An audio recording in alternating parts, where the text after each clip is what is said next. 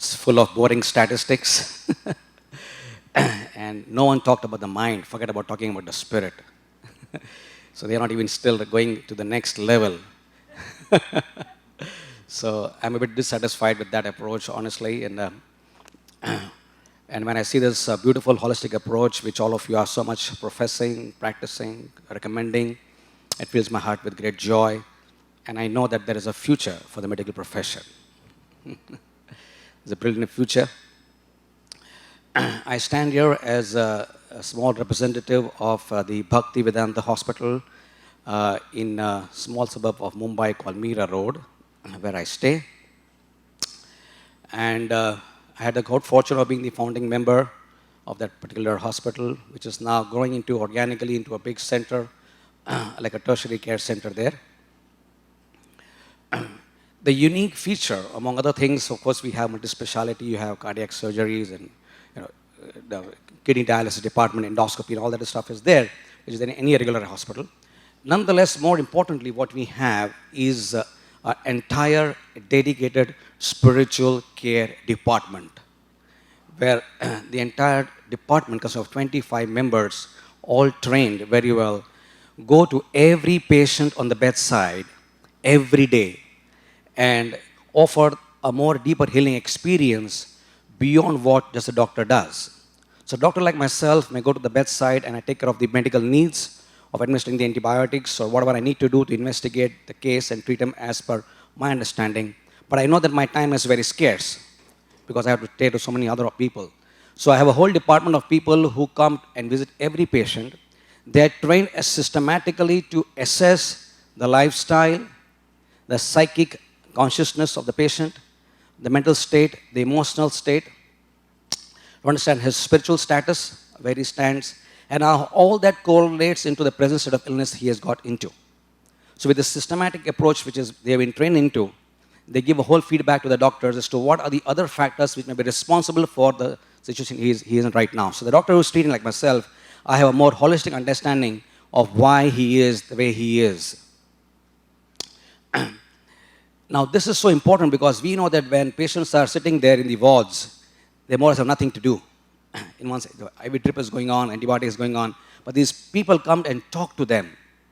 And whether it is a person from any religious background, it doesn't really matter whatsoever because as we all understand here, the language of love transcends religious barriers, racial barriers, gender barriers, all barriers. So they communicate and talk. Patients are so happy that here is somebody who really is willing to give his time to me and talk, whether it is 15 minutes or half an hour, even sometimes 2 hours of talk, when they really pour out the woes of their life, what they're really going through, right? And the simple ventilation sometimes is such an easing factor because nobody really wanted to hear that part of his life. So that's been a very beautiful thing which we've been doing. So the whole department in this way, and then of course after the patient is discharged, we do not lose our patients. These counselors which we are talking about, they keep a track of the patient's lifestyle changes even thereafter for about 3 to 6 months. And we call them periodically, they keep in touch by phone, they call, and they develop a more like a family relationship with them. So they become really part of the entire experience. So they become like sort of wedded to the hospital. So this is one of the things which should be done. Similarly, the doctors who are there, like myself, we have about 120 doctors in the entire hospital, but about nearly half of them are deeply trained in the spiritual culture. And that culture, of course, to a large extent, we owe in gratitude to Radhanath Swami, who is here, who has been the inspirational force in training us to understand that life is meant for giving. Life is meant for seva, for service.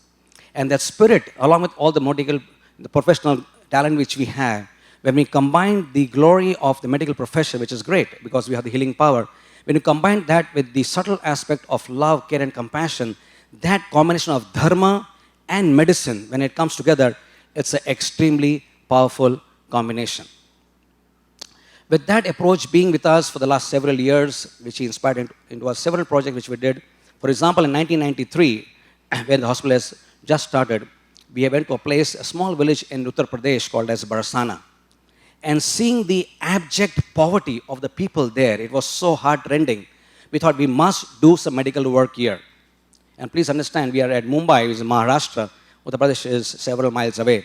But we took our time and spent 15 days there to set up the first ever medical camp over there and a free cataract eye surgery camp for them.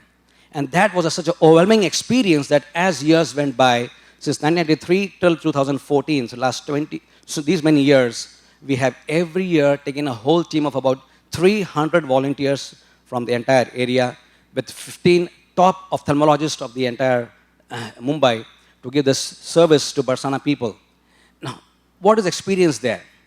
Now, the people are, as I said, so poor, so they have no money. And we are not, of course, going there for earning money from them.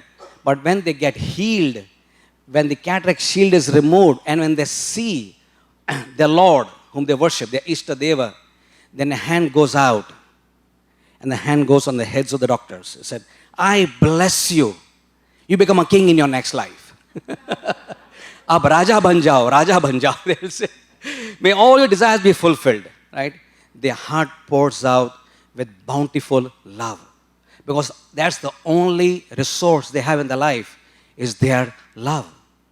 So the best doctors of Mumbai, who can have lakhs and lakhs and hundreds of thousands of rupees made from each and every surgery they perform, they will take out 15 days to come here to lose all the money they could earn in the city just to get the hand on the head of a loving, poor, old Brijvasi. That is experience. We would go to this expedition would take us to various places like in Nepal, for example. Now, as you all heard, the tragedy of Nepal. So under the same inspiration which we had from Swamiji, we sent a whole team of about 13 people. The CEO of the hospital, Dr. Sankhe, then orthopedic surgeon, a spiritual care expert, the director of the spiritual department, and ward boys and nurses all put together. 13 team people went there, and they did what was not being done there. People are just giving some injections, putting some plasters and all that stuff, but nobody was really touching their souls. You can imagine the plight of a person who was a millionaire yesterday and has his credit card. He's just saying, sir, this is my credit card. All my money is in the bank, but the bank is destroyed. And I have no house to stay now, right? And he's on the roads looking for something to eat. So how the whole operation took place, they would feed 5,000 people per day who were hungry over there. And everyone was nursed with love and care. So this is what we have been doing at Bhaktivedanta. There was a bomb blast which took place several days ago where the bomb blast victims were treated by us. So in the hospital has been gearing up in such a way that we would like to integrate. We have homeopaths with us, we have yoga therapists with us, we have counselors with us, and we have the spirituality. I think this combination of putting all this together makes the hospital a wonderful place to practice. And being here today, I feel that I think from this room itself, there is a silent revolution taking place.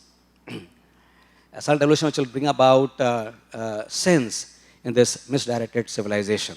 Thank you.